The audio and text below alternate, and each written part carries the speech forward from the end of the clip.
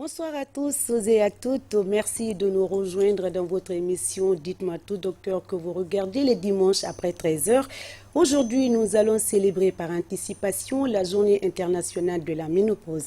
Pour rappel, la ménopause correspond à la fin de la période de reproduction de la femme, synonyme de bouleversement de la vie affective et physique de la femme. La ménopause se déclenche généralement vers la cinquantaine. Cette chute de production de progestérone et d'oestrogène s'accompagne de plusieurs symptômes plus ou moins gênants selon les femmes. Bouffées de chaleur, de la fatigue, des insomnies que les traitements hormonaux tentent de diminuer. N'est-ce pas, professeur Binta? Encore une fois, mesdames et messieurs, bienvenue dans votre émission hebdomadaire. Bonsoir, professeur. Merci d'avoir accepté notre invitation, de répondre à nos questions et à celle des téléspectateurs qui sera la deuxième manche de l'émission. Pour participer, appelez au 622 58 90 73. En attendant qu'on vous cède l'antenne, nous allons nous entretenir avec notre spécialiste du jour, professeur Binta. Nous revenons à vous juste après ceci.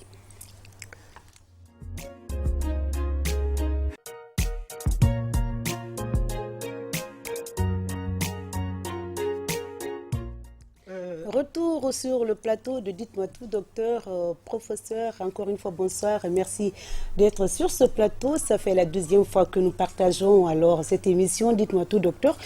La journée internationale de la ménopause s'annonce très bientôt, c'est le 18 octobre. Mais je disais tout à l'heure dans mon intro qu'à cette période de la vie de la femme, il y a eu une chute littérale ou progressive de la progestérone ou l'oestrogène. Alors d'abord, dites-nous, c'est quoi d'abord la ménopause, une maladie ou quoi d'ailleurs? Merci, Madame Sissoko, mais vous me désorientez. Parce que votre introduction a balayé tout, a pris tout en compte. Hein. Je pense que je n'aurai pas grand-chose à faire, hein, parce que vous avez tout dit. Voilà. La ménopause, donc, oui, vous avez parlé tout à l'heure de la journée internationale de la ménopause. C'est la journée mondiale. Il n'y a pas que 2-3 pays entre eux, mais c'est le monde entier. Et cela, moi, me ravit face à un sujet aussi complexe que vous savez, que vous avez remarqué et que vous avez même maîtrisé. Parce que votre introduction, vraiment, elle a ramassé tout. Alors, la ménopause, vous l'avez dit dans votre introduction, c'est l'arrêt des règles. Cet arrêt est lié au vieillissement de l'ovaire. La ménopause est un moment précis. C'est celui de l'arrêt définitif de la menstruation, c'est-à-dire des règles. Chez la femme, oui. Chez la femme, voilà. On distingue plusieurs périodes avant la ménopause elle-même. Il y a la préménopause qui correspond à la période des cycles irréguliers. La femme, elle peut voir 1 mois ses règles, rester 2 mois sans rien, voire 1 mois, rester 3 mois sans rien, parfois 6 mois sans rien. Donc vraiment, c'est une période d'irrégularité de ces règles-là. Et c'est cette période qui correspond à la période de préménopause, comme son nom l'indique, avant la ménopause. Il y a la périménopause qui va du début de ces cycles irréguliers-là jusqu'à 1 an, cette période-là. Maintenant, il y a la ménopause, comme j'ai dit, qui est la date d'arrêt définitif des règles. La femme, elle ne voit plus ses règles. Si elle voit du sang, ce n'est plus des règles, il faut explorer, parce qu'il peut s'agir d'un cancer ou autre chose, comme vous le dites. La ménopause confirmée, c'est une période qui commence après 1 an d'absence de règles, 1 an d'aménorrhée. Donc, c'est cette période qui correspond à la ménopause confirmée. Voilà. Alors, professeur, je disais tout à l'heure, la journée rectificative, la journée mondiale de la ménopause, c'est le 18. Juste nous annoncer la couleur de l'événement. Est-ce qu'il y a un thème retenu pour cette année pour démarquer un peu cette journée ou bien c'est tout simplement on garde le thème, le concept ménopause? Oui, c'est le concept ménopause qui est gardé. Donc, disons que je ne vais pas annoncer des choses parce que je vous apprends que je suis l'invité du jour par Radio France Internationale Félicitations. le 18 octobre.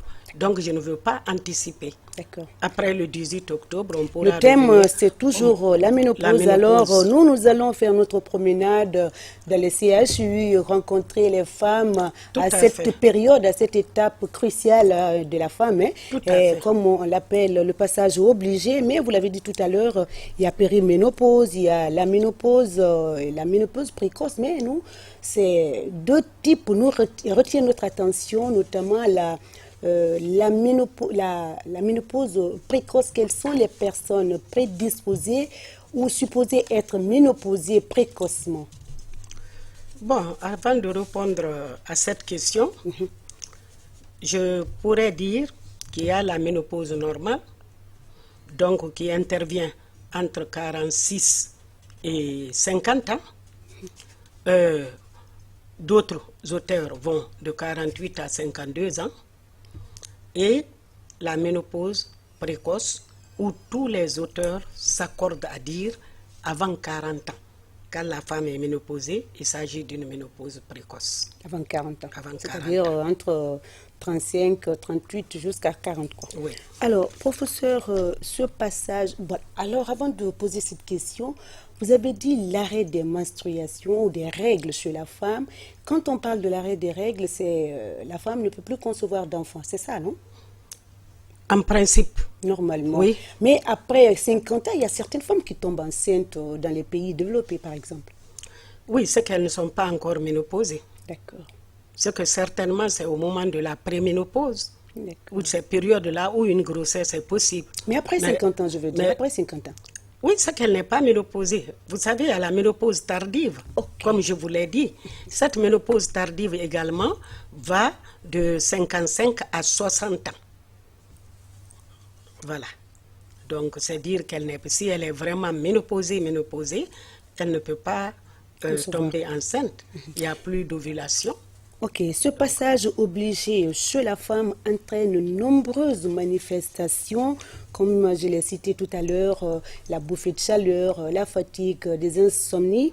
Et comment prépare-t-on cette étape cruciale, car chaque femme a sa façon de la franchir. Chaque femme a une manière de franchir sa ménopause. Vous avez tout dit.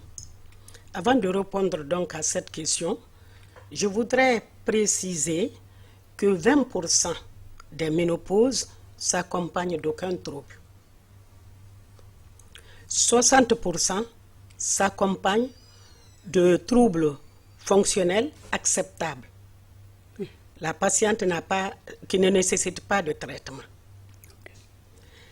Les autres 20% peuvent s'accompagner de troubles fonctionnels plus sévères.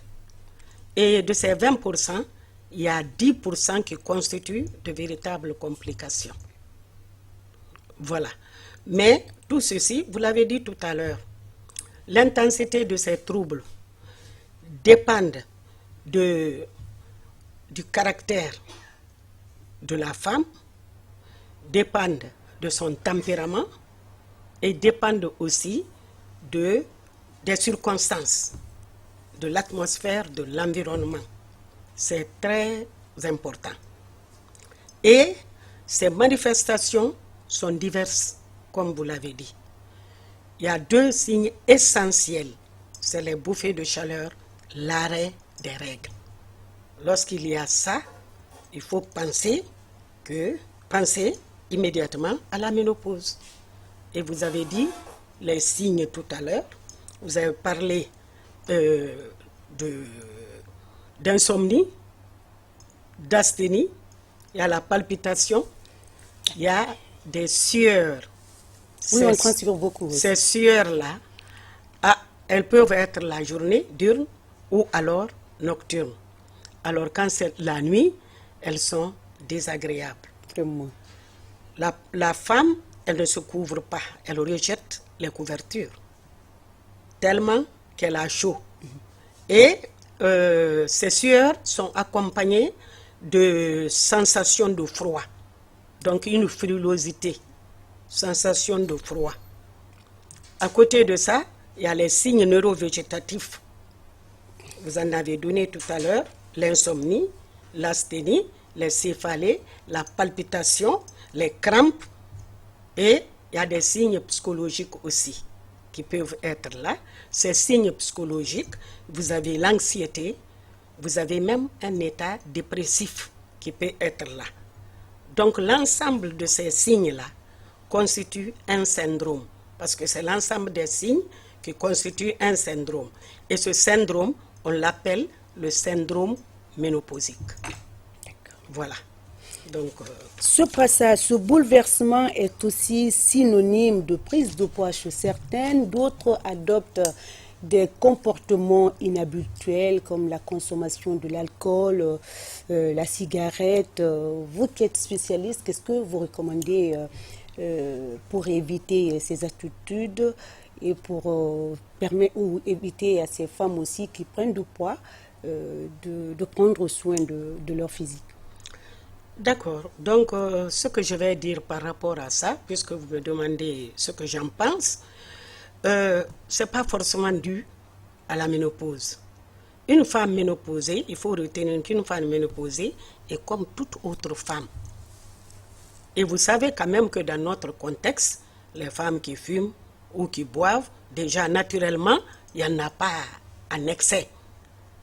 Donc, et c'est pour ça que je mets l'accent, parlant de la ménopause, je mets l'accent sur la sensibilisation, sur l'information.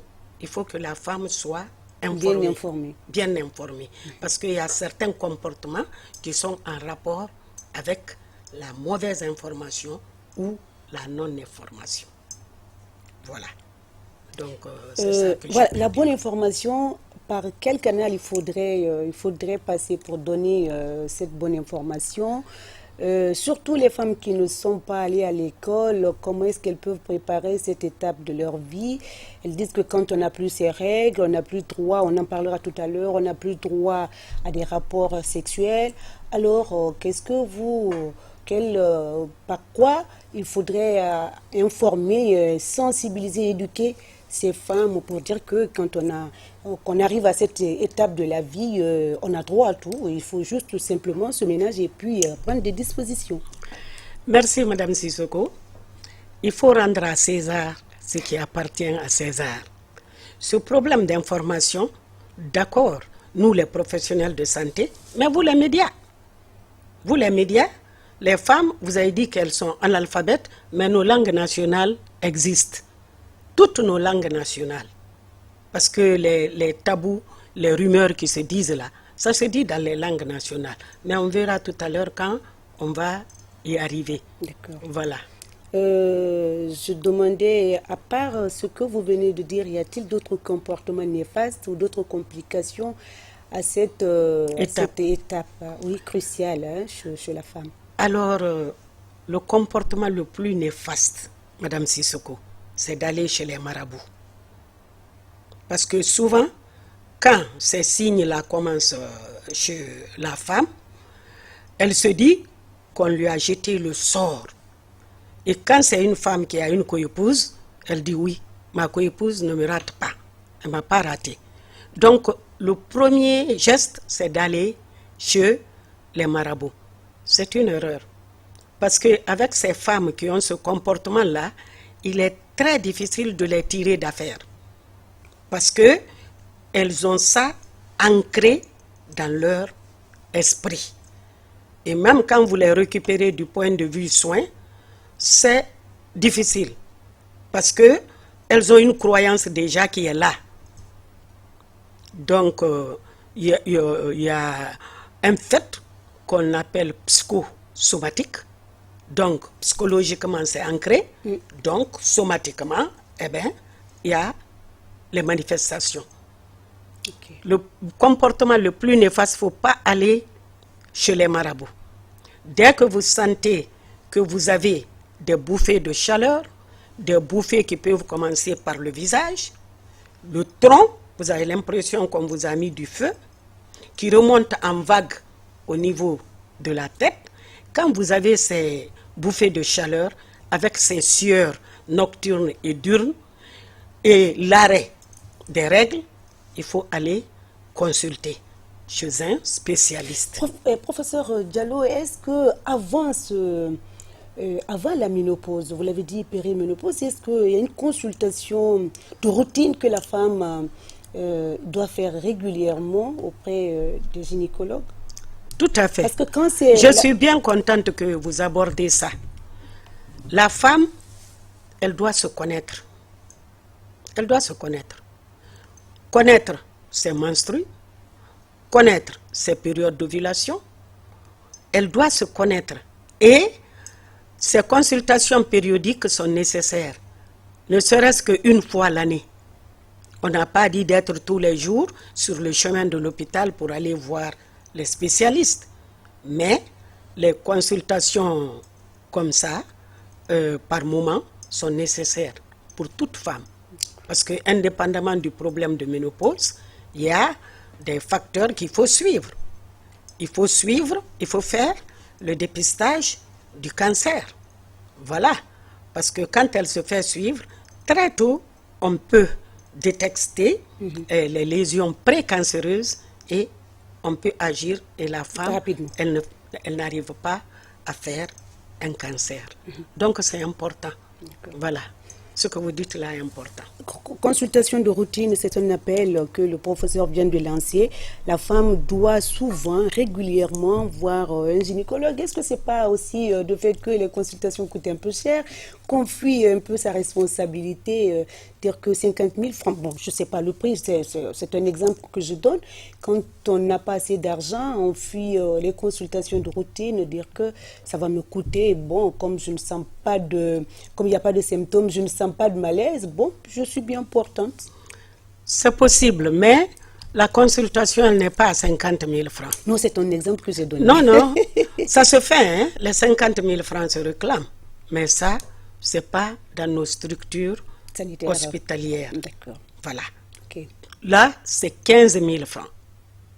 Et on prend un ticket qui va vous servir un mois. Pendant un mois, vous revenez avec ce ticket, vous êtes admise. Et vous avez une consultation tout le mois. Professeur, souvent dans le jargon gynéco-obstétrique, je ne sais pas, on parle de THM, THS, c'est quoi exactement? Le traitement hormonaux, bon, les traitements hormonaux, on en vient, mais qu'est-ce que ça signifie Oui, pour... le traitement spécifique, quoi, hormonal, voilà. Mais on va en parler tout à l'heure. Alors, l'importance donc de ces traitements... De ces hormones. De ces hormones, oui. Oui, d'accord. Alors, parlant de l'importance des hormones, j'aimerais qu'on définisse un peu qu'est-ce que c'est que l'hormone. L'hormone est une substance sécrétée par une glande endocrine et libérée dans la circulation sanguine. Est destinée à agir de manière spécifique sur un ou plusieurs organes cibles afin de modifier le fonctionnement. Alors, en gynécologie obstétrique, cela est très important parce que nous avons l'axe hypothalamo-hypophyso-ovarien. L'hypothalamus, l'hypophyse, c'est au niveau du cerveau. L'hypophyse se trouve à la base du cerveau. Donc, c'est ces organes, les hormones ont une influence jusqu'à l'ovaire. Et l'hypothalamus, c'est le compositeur en chef. C'est comme si vous prenez un orchestre, il faut d'abord faire une bonne composition pour faire une bonne musique. Donc, l'hypothalamus est le compositeur en chef l'hypophyse est le chef d'orchestre. Je donnerai l'exemple de Maître Barry de Kaloum. C'est l'un des meilleurs musiciens parce qu'il veille toujours à ce que la composition se fasse bien. Pour que le chef d'orchestre puisse bien jouer. Et qu'est-ce qui va se passer? Il faut qu'il y ait les danseurs. Donc les organes, les seins, les ovaires, l'utérus lui-même, le col. Donc c'est l'influence de ces hormones-là qui font que tous ces organes-là réagissent. Et chacun joue le rôle qu'il doit jouer. Et parmi ces hormones, vous l'avez dit tout à l'heure, c'est surtout les oestrogènes. D'accord? Et ces oestrogènes sont des hormones qui sont sécrétées par l'ovaire.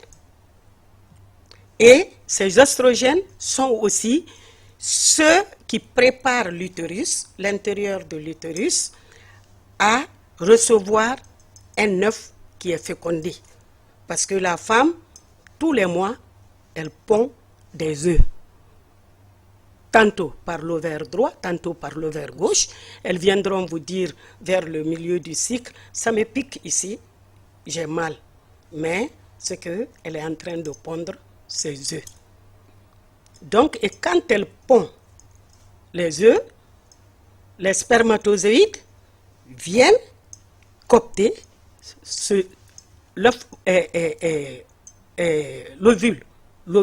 l'ovule qui a été pondu, ils viennent le copter et c'est ça qui donne l'œuf, l'enfant. Mais tout ça sous la régulation justement de ces hormones-là. Très bien. Et les oestrogènes donc préparent l'intérieur de l'utérus pour que l'œuf fécondé puisse bien s'installer dans l'utérus. Et quand il n'y a pas de grossesse, donc il n'y a pas d'œuf fécondé, qu'est-ce qui se passe? Toujours sous l'influence des oestrogènes, vous avez une desquamation.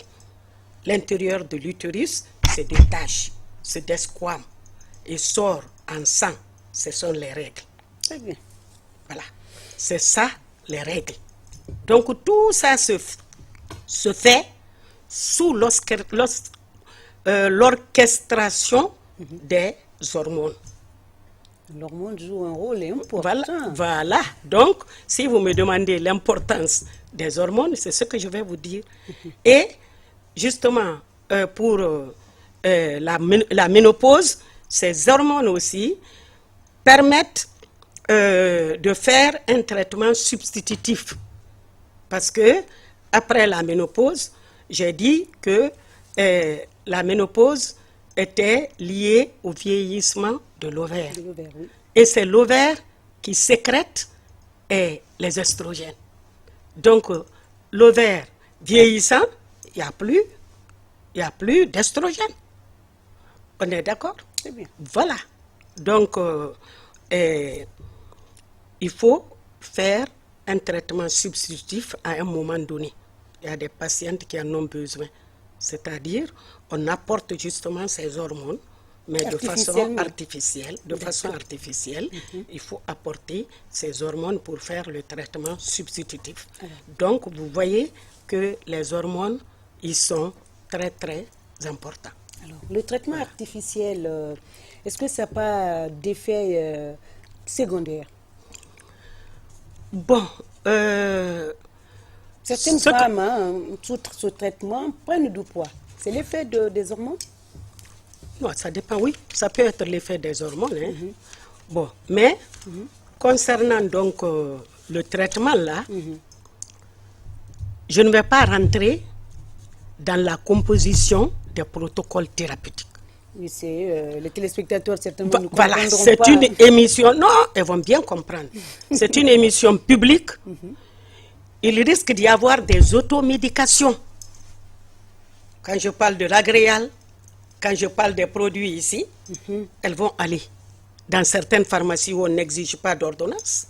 Il faut me donner l'agréal, il faut me donner ceci. Le docteur a dit, c'est tel médicament, c'est tel médicament. Donc non. Non, professeur, est-ce que juste faire un petit aperçu sur ces hormones-là pour les téléspectateurs qui nous suivent, vous allez nous les conseiller, hein, les téléspectatrices qui nous suivent. Qu'est-ce que c'est pas recommandé? Pour les prendre, il faut l'avis d'un médecin spécialisé. Oui, c'est-à-dire dès qu'une femme constate qu'il y a les troubles de règles, l'arrêt des règles, qu'il y a les bouffées de chaleur, je pense qu'elle doit consulter un professionnel, un spécialiste, pour une conduite à tenir adéquate. Mais nous pensons que pour le syndrome prémenstruel là qu'on a décrit, avec tous ces problèmes de palpitation, d'insomnie, de fatigue générale, tout ça, de fatigue, oui, tout. Donc nous pensons que pour le syndrome prémenstruel là, que nous avons décrit, il faut donner 20 jours consécutivement des petites quantités d'œstrogène pour supprimer ces bouffées de chaleur et ces problèmes, ces troubles qu'on a, et laisser 20 jours d'intervalle. Et je pense que les patchs d'oestrogène, les patchs, c'est des trucs qu'on colle, c'est local. Le traitement local n'a pas de risque. Le risque est nul. Donc je pense que ce traitement local peut être utilisé. Mais comme je dis, je ne rentre pas dans les trucs du traitement. Je préfère que quand les femmes ont ces problèmes, que vraiment elles viennent chez le spécialiste qui va dégager la conduite à tenir en fonction du cas, en fonction de la personne. Oui, parce que chaque femme a voilà, chaque personne a sa spécificité. Il n'est pas dit que la manière dont telle femme supporte tel traitement qui est donné, que l'autre c'est la même chose. Non, très bien. Il y a des spécificités.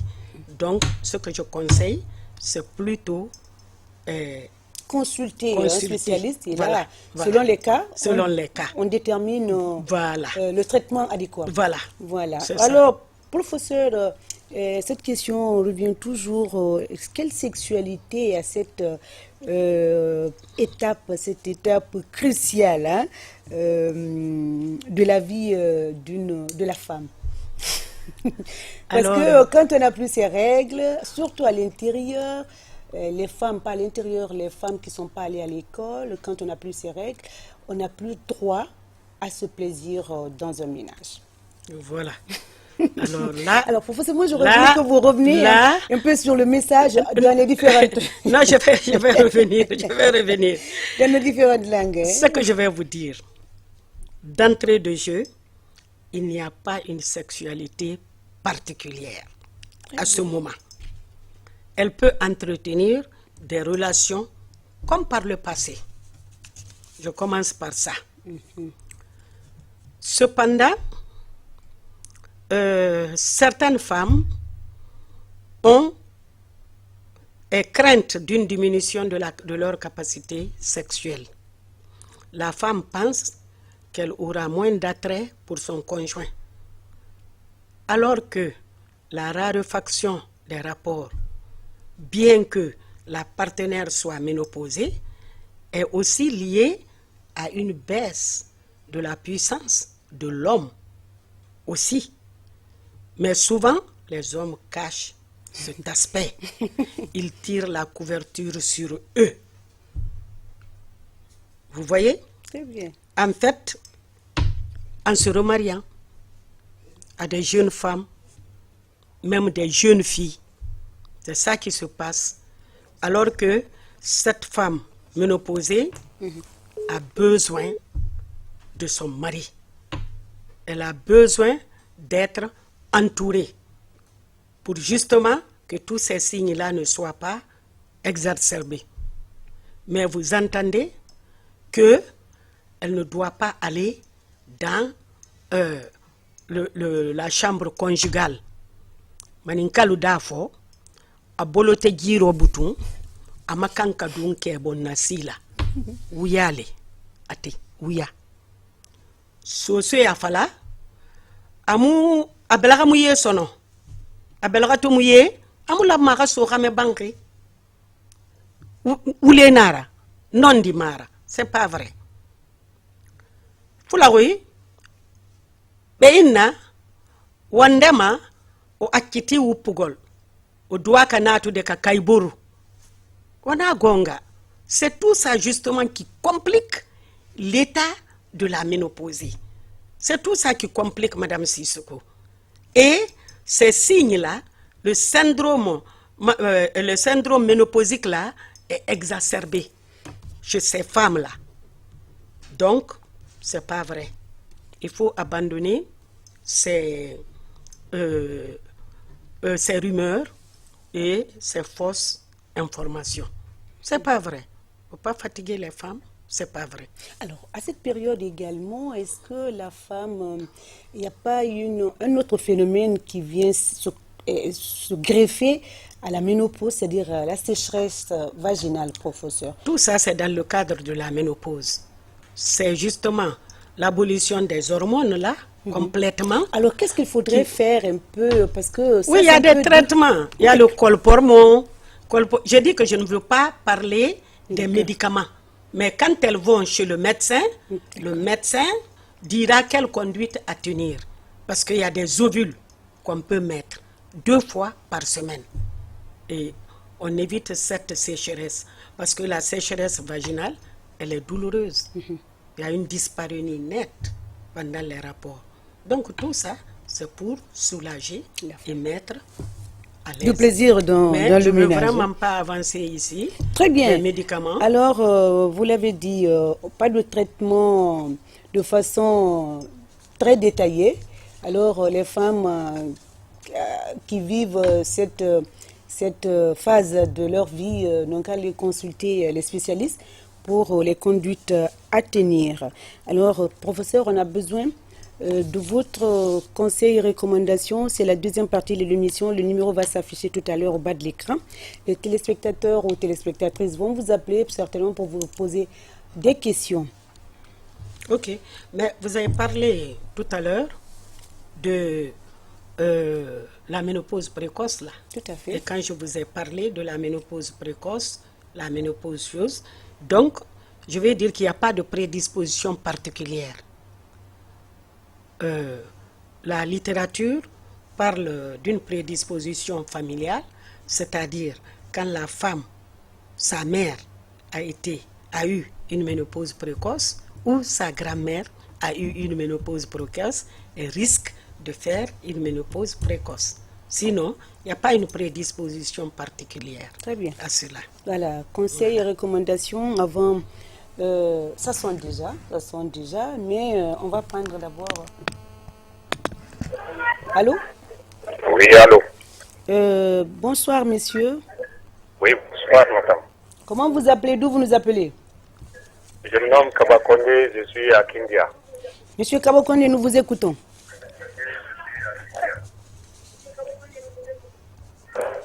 Allô? Voilà, juste c'est pour remercier madame Oui. de ses brillantes interventions. Mhm. Je souhaite que vous l'invitez souvent afin d'édifier la gente féminine sur ce sujet. Très bien. Donc, c'était ça, juste. Merci beaucoup. Merci. Alors, c'était juste pour vous remercier. Oui. Avant un autre appel, je parle de conseils et recommandations à l'endroit des femmes, des femmes qui nous regardent. Oui, ce que je peux dire, c'est que la ménopause est une étape physiologique, Madame Sissoko. C'est une étape physiologique de la vie de la femme. Ça pose de nombreux problèmes médicaux, certes, mais dans notre contexte, c'est les problèmes sociaux. Il faut qu'on cesse de la culpabiliser, de la mettre de côté et de l'empêcher d'avoir ses droits dans son ménage. Très bien. Et que les hommes partent épouser des filles sous prétexte qu'elle est ménopausée. Il faut absolument qu'on les aide. La sensibilisation et l'information ont une place de choix dans la prise en charge, dans la conduite à tenir, dans la prise en charge. Et vous, les médias, vous avez un rôle à jouer également. Allô? Allô? Allô? Allô, bonjour. Oui, bonsoir monsieur, comment vous appelez? D'où vous nous appelez? Allô? Oui, parlez un peu plus fort, nous vous écoutons. Comment vous appelez? D'où vous nous appelez? Je m'appelle M. Tony Alain. Monsieur?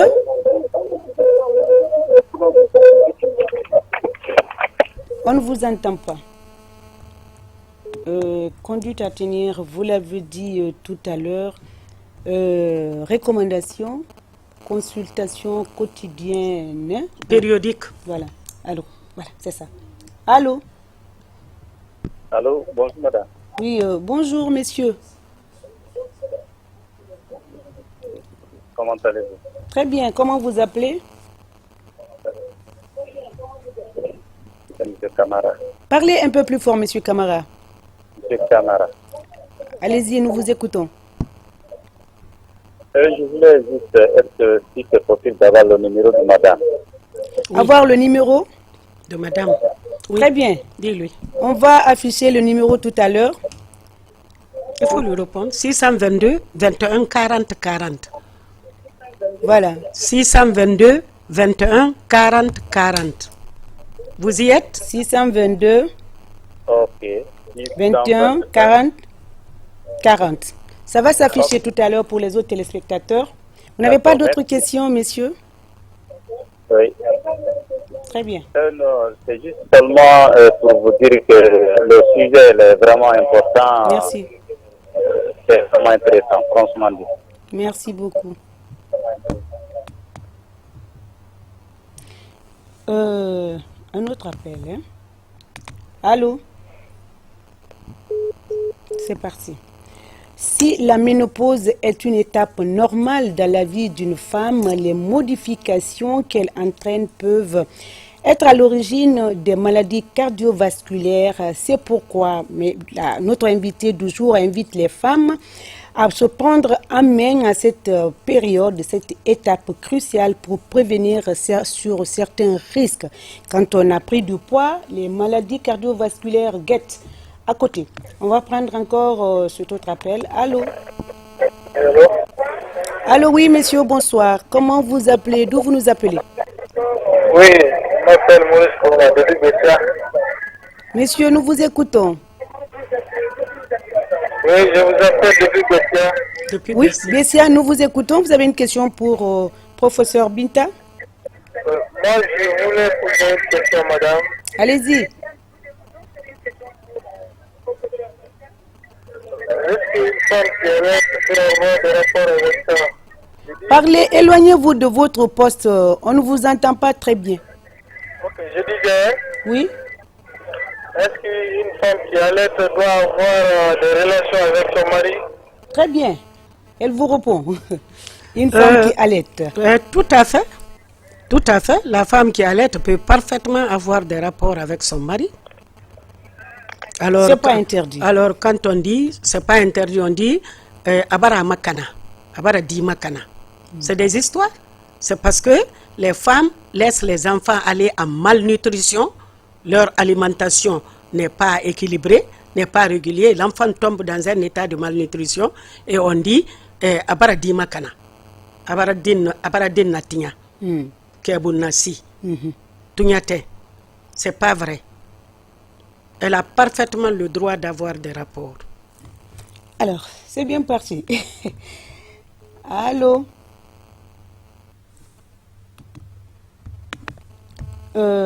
Les femmes...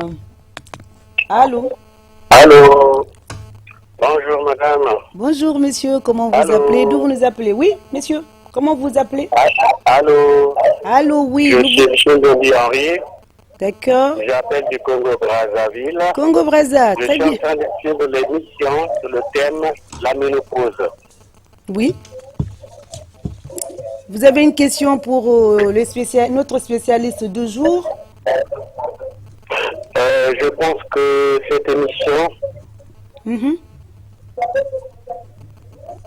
en fait, j'ai pris l'émission de cours,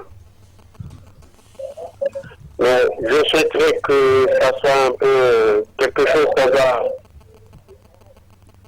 tout le temps, tout, Tout le temps.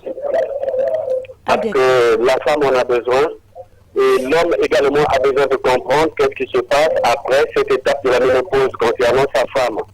d'accord. Parce que souvent, c'est ce qui cause beaucoup de problèmes dans nos foyers, du fait qu'on ne se comprend pas. Voilà pourquoi nous souhaitons plutôt des séminaires, des ateliers de formation pour aider les couples à être en bon terme dans leur foyer, même si la femme atteint l'étape de la ménopause. Parce que sans votre appui, sans vos éclaircissements, nous ne pouvons rien, parce que les couples ne sont pas des médecins. Merci beaucoup. Vous avez parfaitement raison. Parce que, figurez-vous, dans certains contextes, on dit que quand l'homme il a des rapports avec une femme qui est ménopausée, il va prendre des maladies. C'est pas vrai, c'est des fausses rumeurs.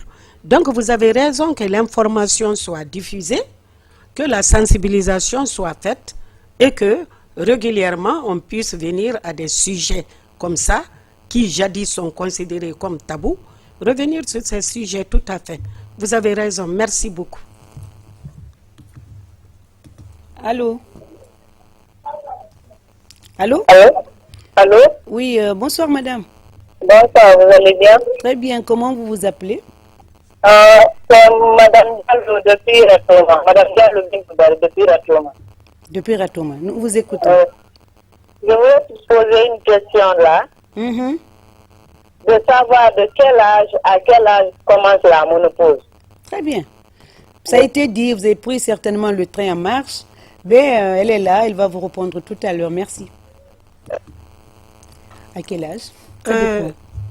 Normalement, c'est de 46 ans à 50 ans.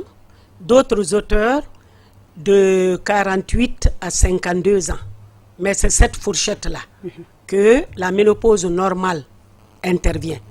Cette ménopause peut intervenir plus tôt. Si c'est avant 40 ans, on parle de ménopause précoce. Et si c'est après 55-60 ans, il s'agit d'une ménopause tardive. Allô? Allô? Ça va? Allô? Oui, bonsoir monsieur. Bonsoir madame. Comment vous vous appelez? D'où vous nous appelez? Je m'appelle Mori Djabi, je vous appelle à Paris. Très bien, monsieur Mori. Nous vous écoutons. En fait, j'ai assisté à votre émission sur la télévision, c'était intéressant. Merci. J'ai une question à vous poser par rapport à ma femme. D'accord, allez-y. C'est une jeune fille, souvent elle tombait enceinte et puis 4 mois après, elle couche en fait. Elle accouche. Donc je ne sais pas si elle a un problème ou pourquoi les choses comme ça arrivent. Ça fait 3e fois, ça arrive tout le temps. Donc elle tombait enceinte 4 mois après elle accouche. Donc je ne sais pas s'il y a une solution pour ça au niveau de Allô? madame la professeure en fait. Allô? Allez-y. Allô, est-ce que vous m'entendez? Si. Allez-y. Attends, c'est important. Est-ce que vous m'entendez? J'ai déjà coupé ça. Allez-y, répondez. Il vous suit. Ah bon? D'accord. Alors, ce que je veux vous dire, votre femme, comme c'est des avortements, on appelle ça avortement, hein? Accouchement, il faut aller déjà vers les 6 mois. Mais c'est des accouchements tardifs. Il y a des causes à ces avortements tardifs. Lorsqu'il y a une béance au niveau du col, on appelle ça béance cervico-isthmique, c'est-à-dire une béance de l'isthme, une béance au niveau du col. Dès que il y a le poids au niveau de l'utérus devient lourd, cette béance-là ouvre le passage et le fœtus tombe. Donc, il faut faire la consultation pour savoir s'il n'y a pas une béance cervico-isthmique ici, qui fait qu'elle perd ses grossesses. Dès que le ventre est un peu lourd, eh bien, elle les perd. Peut-être Allô? donne-lui mon téléphone. Oui, le numéro est déjà affiché. Ah, d'accord. Allô? Bonsoir. Comment vous appelez, monsieur? Ah, tu sais, Stéphane Mbandi du Perfali. Parlez un peu plus fort, éloignez-vous de votre téléviseur, on ne vous entend pas très bien. Stéphane Mbandi du Bifreya, bonsoir. Oui, bonsoir, nous vous écoutons, monsieur. On souhaitait un seul remercier madame la professeure.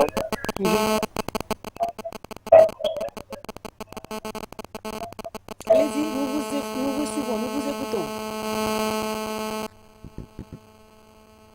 Bien, je crois que c'est parti. Professeur, le numéro est déjà affiché.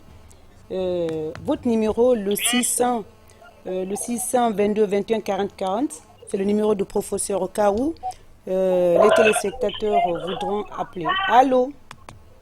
Bonsoir madame. Oui, bonsoir. Comment vous vous appelez, monsieur? Je m'appelle M. Touré du Bessia. Monsieur Touré, nous vous écoutons. Bon, je vous remercie infiniment. Je remercie madame aussi. Très bien. Bon, je vais juste poser une question à madame. Allez-y.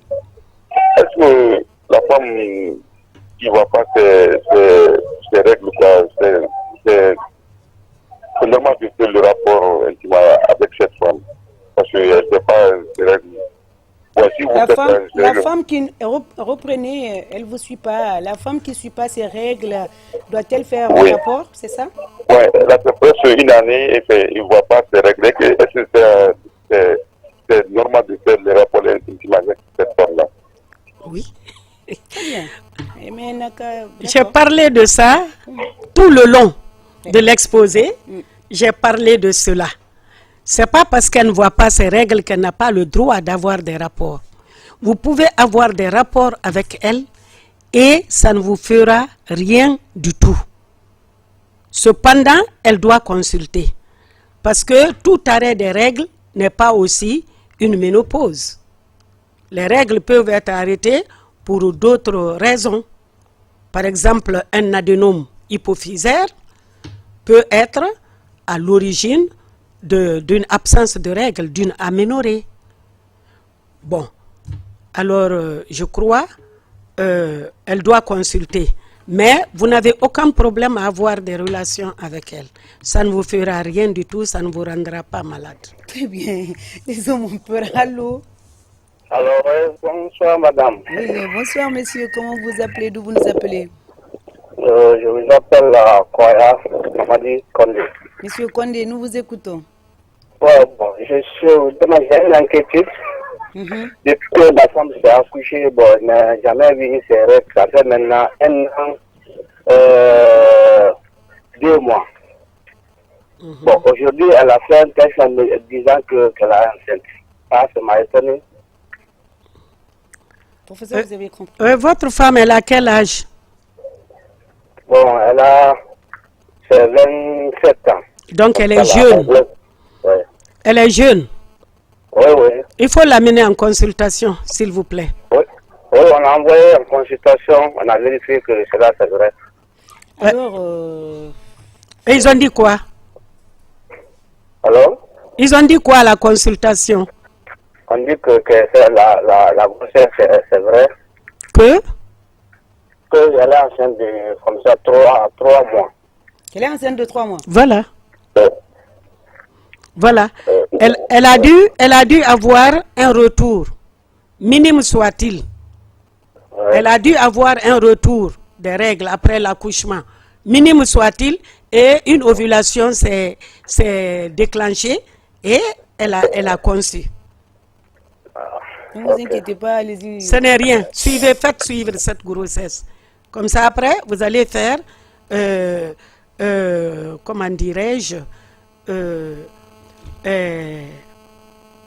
vous allez faire le planning familial après. D'accord? Et vous verrez quel type de contraception. Donc, toujours, il faut une consultation pour prendre toutes ces décisions-là. Mais cette grossesse, faites-la suivre maintenant jusqu'à son bout. Allô? Du courage. Allô, bonjour. Oui, bonjour. Comment vous appelez, d'où vous nous appelez? Oui, j'appelle de Paris, je suis docteur Konaté. D'accord. Alors, je suis l'émission en direct. C'est vraiment pour dire que je suis fière de ce professeur qui a tout dit sur la ménopause. Très Franchement, bien. je suis fière d'elle. Merci, c'est gentil. Ok. Je suis docteur Konaté, je suis médecin à Paris. Merci beaucoup. Je suis guinéenne aussi. Allez, au revoir. Merci, c'est aimable de votre part. Professeur, félicitations. On vous appelle de partout pour vous féliciter. Allô? Allô? Allô? Bon. Un autre appel. Allô? Allô, oui, madame.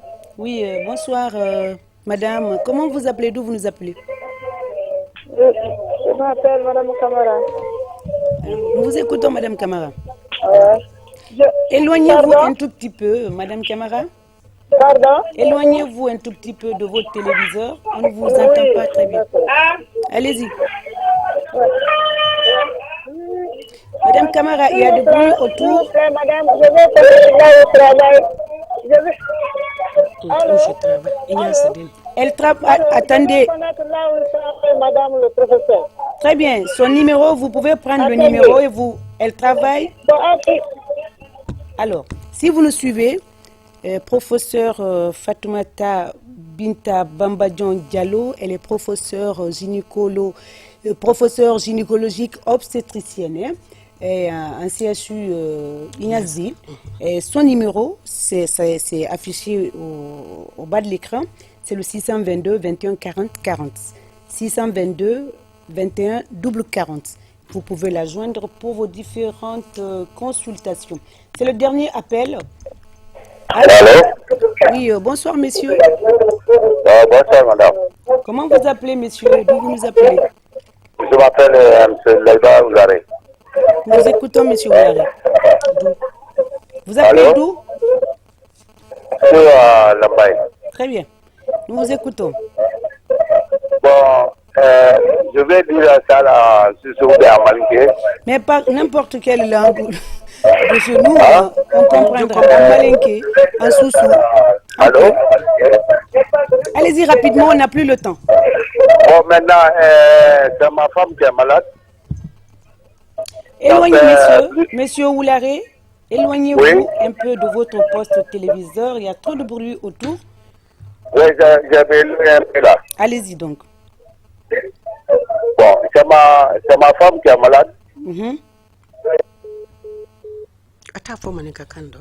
Alors, monsieur Oularé, c'est parti. Je crois que c'était le dernier appel. Professeur, juste un petit message à l'endroit de nos téléspectateurs.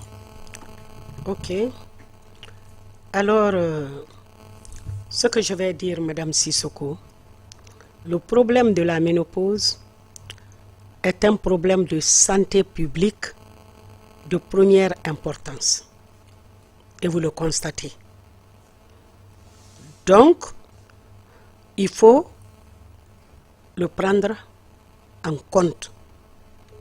La sensibilisation, l'information ont une place de choix dans la conduite à tenir de la prise en charge. Donc à cela, les médias que vous êtes, vous avez un rôle à jouer. Je suis satisfaite qu'on ait consacré une journée mondiale, même pas internationale seulement, mais mondiale, à la ménopause. C'est dire l'importance de la ménopause. Cela me satisfait et je vous remercie aussi, Madame Sissoko, de penser à faire des émissions comme celle-là. Je vous encourage à continuer et vous faites beaucoup dans Docteur, dites-moi tout.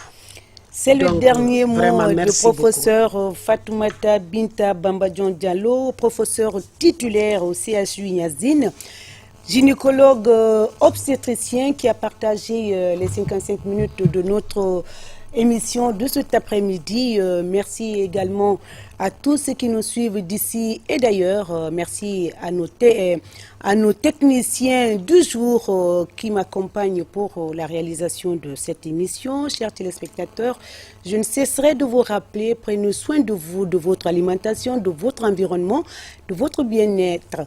Les femmes ménopausées, soyez chic et choc. Ne vous laissez pas abattre, prenez soin de vous pour prévenir certaines maladies.